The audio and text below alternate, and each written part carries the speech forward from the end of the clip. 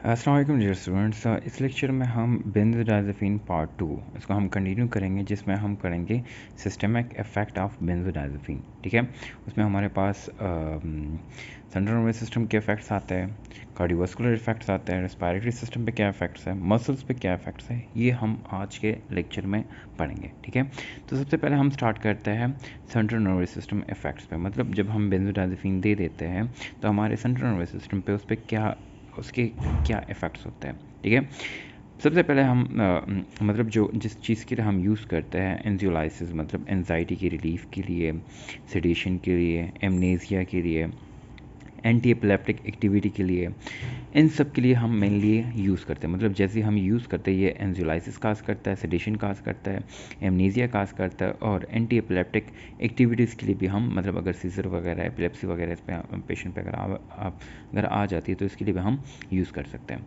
ठीक है, इसके साथ साथ क्या होता है, हमारे पास decrease cerebral metabolic oxygen requirements, cerebral metabolic oxygen requirement जो है इसके साथ हमारे पास डिक्रीज़ हो जाता है, और साथ में सेरेब्रल ब्लड फ्लो जो है वो भी डिक्रीज़ हो जाता है। उसके साथ साथ क्या होता है कि प्रिजर्व रहता है सेरेब्रोवास्कुलर रिस्पॉन्स टू का कार्बन डाइऑक्साइड लेवल। मतलब कार्बन डाइऑक्साइड लेवल अगर इंक्रीज़ या डिक्रीज़ हो रहा है तो उसके रिस्पॉन्स में जो सेरेब्रोवास्कुलर में सेरेब्रल वेसल जो है उसमें जो चेंजेस आती है वो प्रिजर्व रहती है। मतलब अगर let suppose carbon dioxide level increase हो रहा है तो उसमें डायलेशन होता है, अगर वो डिक्रीज़ हो रहा है उसमें वेजो कंट्रैक्शन होता है, तो वो प्रिजर्व रहता है। ठीक है, इम्पेयर्ड साइकोमोटिक परफॉर्मेंस, मतलब साइकोमोटिक परफॉर्मेंस जो है हमारे पास वो एम्पेयर रहता है। अगर आप ये यूज़ करते हैं तो जो हमारे पास नॉर्मल मैकेनिज़्म फॉलो होता है, या नॉर्मली जो हम रिस्पॉन्स शो करते हैं अपर लिम्स के, लोअर लिम्स के कमांड फॉलो करने के, वो हमारे पास क्या होता है, इम्पेयर्ड हो जाता है। ठीक है, इसके बाद हमारे पास सेकेंड वन जो आता है वो है हमारे पास कार्डियोवास्कुलर इफेक्ट। कार्डियोवास्कुलर इफेक्ट में अगर आपका पेशेंट जो है वो नॉर्मोवोलिमिक है तो उस पर कोई इफेक्ट नहीं होता। मतलब हार्ट रेट वगैरह भी डिक्रीज़ नहीं होता और ब्लड प्रेशर भी उसके डिक्रीज़ नहीं होता। थोड़ा सा जो है वो डिक्रीज़ करता है सेरेब्रोवास्कुलर सिस्टमिक वास्कुलर रेजिस्टेंस को क्या करता है, थोड़ा बहुत डिक्रीज़ करता है, जिसके रिजल्ट में क्या होता है, स्मॉल अमाउंट ऑफ चेंज आती है किस चीज़ में, मेन आर्टीरियल प्रेशर में। ठीक है, अगर आपका पेशेंट जो है वो नॉर्मोवोलिमिक नहीं है, उसके ब्लड या फिर उसका अमाउंट ऑफ फ्लूइड वॉल्यूम जो है वो कम है, तो उसमें क्या होता है, हाइपरटेंशन के चांसेस उसमें ज़्यादा होता है। ठीक है, इसके बाद हमारे पास आता है respiratory system, third one. Respiratory system में हमारे पास डोज डिपेंडेंट सिस्टम, एक central depression of ventilation.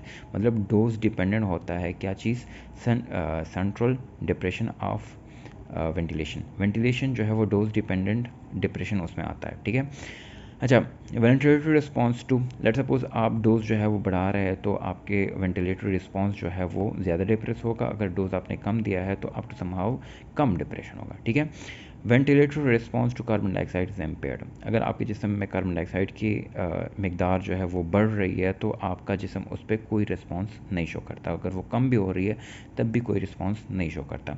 Hypoxic ventilatory response is depressed. अगर आपके जिस्म जो है वो हाइपोक्सिक कंडीशन में जा रहा है तब भी आपका जिस्म कोई रिस्पॉन्स उस पर शो नहीं करता। Small amount of IV midazolam, diazepam and midazolam can result in respiratory arrest.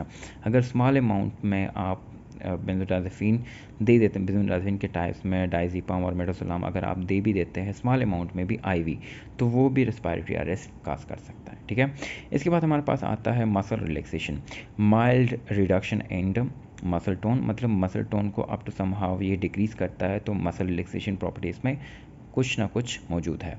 Can cause airway obstruction when use an IV for IV sedation. अगर आप आईवी सेडेशन के लिए इसको यूज़ करते हैं तो इससे क्या हो जाता है, अप टू समहाउ मसल जो है वो रिलैक्स हो जाते हैं, जिसकी वजह से अल्टरनेटिव रिजल्ट क्या होता है, एयरवे ऑब्स्ट्रक्शन कैन काज हो सकता है। ठीक है, तो ये थे हमारे अप टू समहाउ कुछ साइड इफ़ेक्ट्स, कुछ सिस्टमिक इफ़ेक्ट ऑफ बेंजोडाइज़ेपिन। जैसे हमारे पास पहला क्या आता है, सीएनएस इफ़ेक्ट, दूसरा कार्डियोवास्कुलर इफेक्ट, तीसरा रेस्पिरेटरी सिस्टम पे इफेक्ट है, और चौथा जो है मसल्स पे जो इसके इफेक्ट्स हैं वो हमने आज के लेक्चर में पढ़ लिए।